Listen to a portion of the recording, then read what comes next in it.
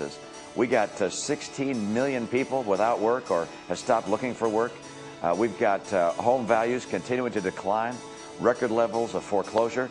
The president said if we let him borrow $787 billion, he'd keep unemployment below 8%. We're now in the third year with unemployment above 8%. The economy is the issue people are concerned about, and that's where I've spent my time. I've had a real job in the real economy.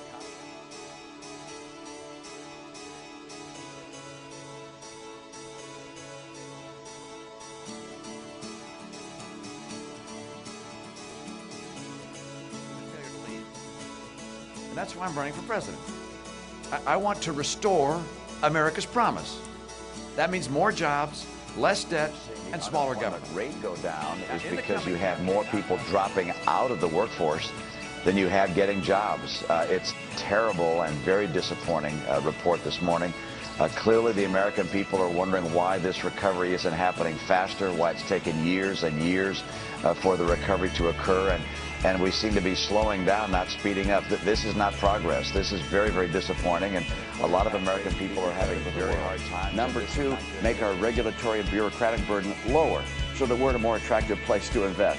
Number three, adjust our trade policies so that trade is favorable to the U.S., not just to the people who sell goods here. Number four, make sure that we become energy independent. Sending $500 billion outside of our economy makes no sense at all. Number five, get our schools to be world class. Number six, get the federal government to stop spending more money than it takes in. That kills the value long term of our dollar. People won't invest and create jobs if they think the dollar won't be worth anything down the road. That's the kind of model we have to get back to work. And by the way, I spent my life in the private sector, 25 years. I know how we compete globally. I know when we're losing, and right now, say they want a strong economy, but in everything they do, they show they don't like business very much. But the economy, of course, is simply the product of all the businesses in the nation added together. So it's a bit like saying you like an omelet, but you don't like eggs. Obama has failed and has done so miserably. He has a gift for speaking and implanting a desire in others, but lacks the wisdom, skills, and knowledge necessary to change the future of this country. The situation he stepped into was not an easy one. Obama is not a bad man, but despite his efforts, he has done the very thing this nation can't afford. His spending is out of control, and his regulations have strapped small business, banks, and corporations everywhere. He has made decisions and continues to make decisions that are not in our best interest. Gas prices are rising, inflation is accelerating, and jobs creation is stagnant. Despite what the manipulated numbers lead you to believe, America is not improving. In 2008, this country took a risk on electing President Obama. His message was excellent, and he brought some hope to the American people. But nobody could have foreseen the horrible changes that would be forced upon the people. It has to stop. Obama failed and must be retired. That leaves us with Mitt Romney. And good evening. We are here to tell you Mitt Romney's 10-step plan in his first day of office. His first step, end Obamacare by returning the authority to the states to design their own healthcare solution. What a genius.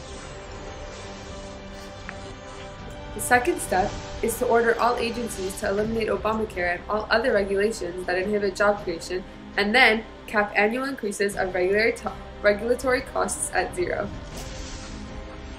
The third step Romney will implement is issuing oil drilling permits for pre-approved areas.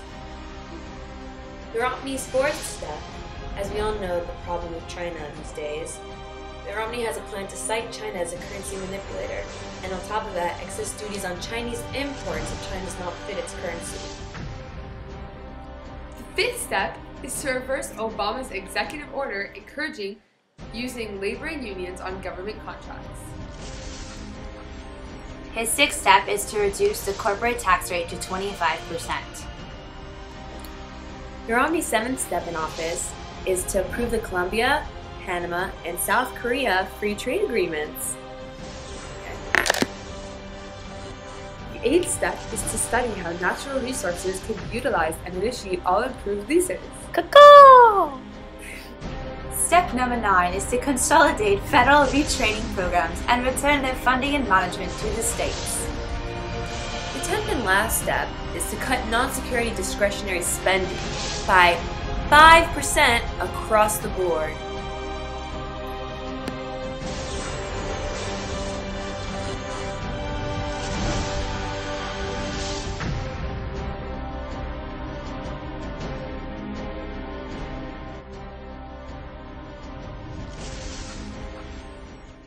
I don't think anyone can say no to someone whose slogan is "Believe in America."